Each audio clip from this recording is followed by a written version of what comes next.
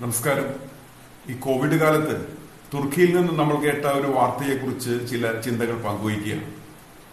മനുഷ്യ പുരോഗതിയിൽ തൽപരരായ ആർക്കും സന്തോഷം ജനിപ്പിക്കുന്ന ഒന്നായിരുന്നില്ലല്ലോ ആ വാർത്ത. പറഞ്ഞു വരുന്നത് ഹഗിയ സോഫിയയെ കുറിച്ച് തന്നെയാണ്.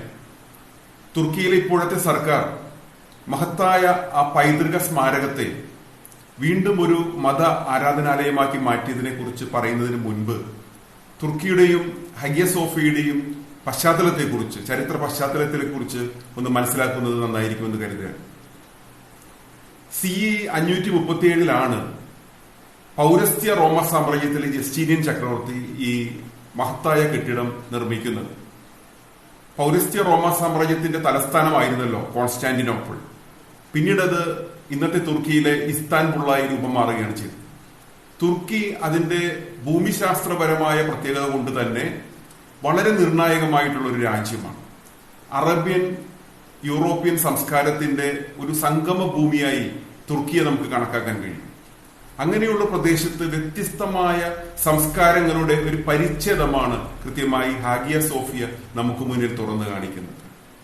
ഏതാണ്ട് 900ഓളം വർഷങ്ങൾ ക്രിസ്ത്യൻ ആരാധനാലയമായാണ് ഹഗിയ സോഫിയ അവിടെ തുടർന്നത്.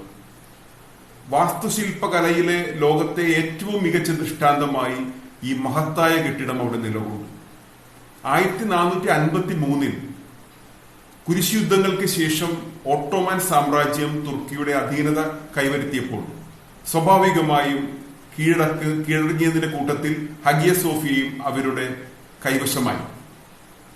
ഓട്ടോമൻ സാമ്രാജ്യത്തിന്റെ മതം ഇസ്ലാം ആയതുകൊണ്ട് ഹഗിയ സോഫിയയെ ഒരു ഇസ്ലാം മോസ്കാക്കി മാറ്റാനുള്ള ശ്രമങ്ങളാണ് പിന്നീടുണ്ടായത്.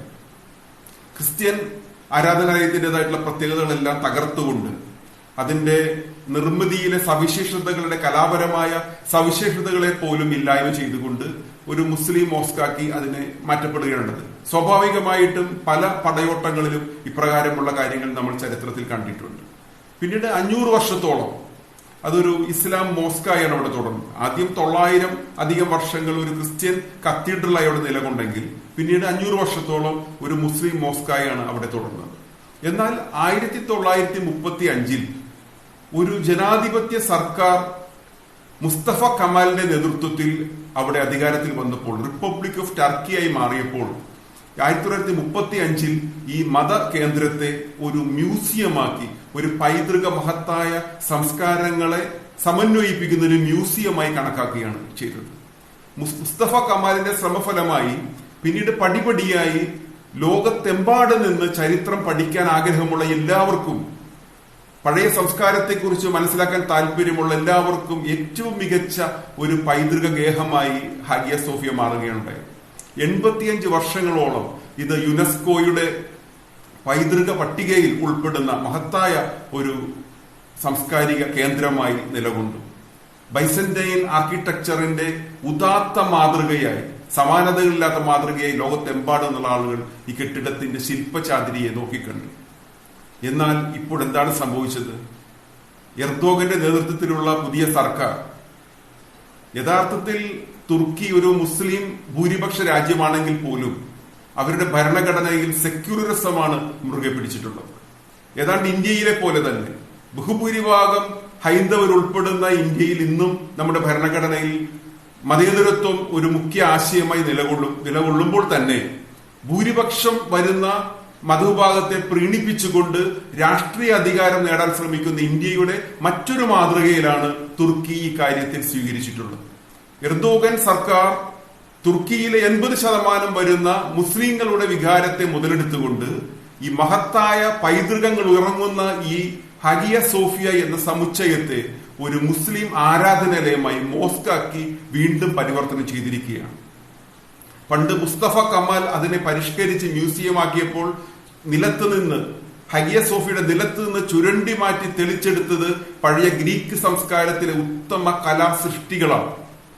എന്നാൽ ഈ കഴിഞ്ഞ ദിവസം BBC റിപ്പോർട്ടിൽ പറയുന്നത് ആ സൃഷ്ടികൾ അടങ്ങിയ തറയൊക്കെ വീണ്ടും പച്ച കാർപ്പറ്റിട്ട് മൂടി മറച്ചുകൊണ്ട് അവിടെ ഈ കഴിഞ്ഞ ദിവസം നമസ്കാരം നടന്നു എന്നുള്ളതാണ്.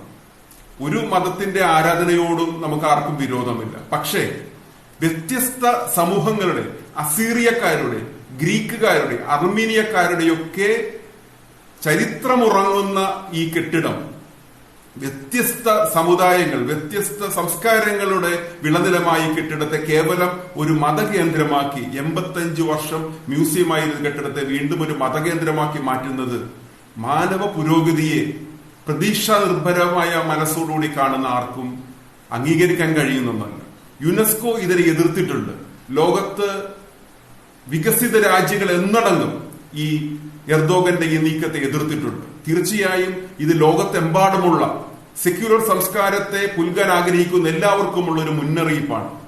ഇത് കേവലം മതത്തിന്റെ താല്പര്യങ്ങൾക്ക് വേണ്ടി, വർഗീയ താല്പര്യങ്ങൾക്ക് വേണ്ടി സംസ്കാരത്തെ അടിയറ വഹിക്കുന്ന ഒരു സമീപനം ലോകത്തും എല്ലായിടത്തും ആവർത്തിച്ചുകൂടാ. യുനെസ്കോ ഈ തീരുമാനം തിരുത്തണമെന്ന് തുർക്കി സർക്കാരിനോട് ആവശ്യപ്പെട്ടിട്ടുണ്ട്. നമുക്കറിയാം, കൊച്ചുകുട്ടികൾ വളർന്നു വരുമ്പോൾ അവർ പല സ്ഥലത്തും അവർ വീണു പോകാറുണ്ട്. പിച്ച വയ്ക്കുമ്പോൾ അവർ വീണു. പക്ഷെ മുതിർന്നതിന് ശേഷം വീണ്ടും അവർ വീഴുകയാണെങ്കിൽ അവർ ഒരു അസുഖബാധിതനാണ് എന്ന് നമുക്ക് കണക്കാക്കേണ്ടി വരും. മാനവ സംസ്കാരം പടിപടിയായി വളർന്നു വന്നതാണ്. വീഴ്ചകളൊക്കെ പലത് കഴിഞ്ഞ് മനുഷ്യർ അനേക കാലം മുന്നോട്ട് പോയി കഴിഞ്ഞു. മതങ്ങളിൽ നിന്ന് നല്ല മൂല്യങ്ങൾ ഉൾക്കൊണ്ടുകൊണ്ട് അതിനുപരിയായ മാനവ സംസ്കാരത്തെ നമ്മൾ മുന്നോട്ട് നയിക്കുകയാണ്. എന്നാൽ വീണ്ടും കുട്ടികൾ പിച്ചവെച്ച് വീഴുന്ന നിലയിലേക്ക്, പഴയ ലാവണങ്ങളിലേക്ക് മടങ്ങിപ്പോകുന്നത് മനുഷ്യ പുരോഗതിയെ യഥാർത്ഥ വിശാല മാനവിക കാഴ്ചപ്പാടോടുകൂടി കാണുന്നവർക്ക് ഉൾക്കൊള്ളാൻ കഴിയുന്നതല്ല. തുർക്കി ഈ തീരുമാനം തിരുത്തട്ടെ എന്ന് നമുക്ക് ആശിക്കാം. അതിനുവേണ്ടി ലോകത്തെ എല്ലാ പ്രമുഖ രാജ്യങ്ങൾ അവരുടെ സ്വാധീനം ഉപയോഗിക്കട്ടെ, യുനെസ്കോ അവരുടെ സ്വാധീനങ്ങൾ ഉപയോഗിക്കട്ടെ. പക്ഷെ നമ്മെ പോലെയുള്ള രാജ്യങ്ങൾ കരുതേണ്ടിയിരിക്കുന്നു, ഭൂരിപക്ഷ മതത്തിന്റെ താല്പര്യങ്ങൾക്ക് വേണ്ടി നമ്മുടെ സംസ്കാരത്തെ ബലി കൊടുക്കുന്നത് ശരിയാണോ? പൈതൃക സംസ്കാരങ്ങൾ സംരക്ഷിക്കപ്പെടേണ്ടതല്ലേ എന്ന ചിന്തകൾ ലോകമെമ്പാടും ഉയരാൻ ഈ സംഭവം വഴിതെളിക്കട്ടെ എന്ന് ഞാൻ ആഗ്രഹിക്കുകയാണ്. നന്ദി.